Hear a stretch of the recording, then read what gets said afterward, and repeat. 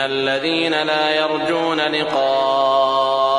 ورضوا بالحياة الدنيا واطمأنوا بها والذين هم عن آياتنا غافلون أولئك مأواهم النار بما كانوا يكسبون إن الذين آمنوا وعملوا الصالحات يهديهم ربهم بإيمانهم تجري من تحتهم الأنهار في جنات النعيم دعواهم فيها سبحانك اللهم وتحيتهم فيها سلام وآخر دعواهم أن الحمد لله رب العالمين ولو يعجل الله للناس الشر استعجالهم بالخير لقضي إليهم أجلهم فنذر الذين لا يرجون لقاءنا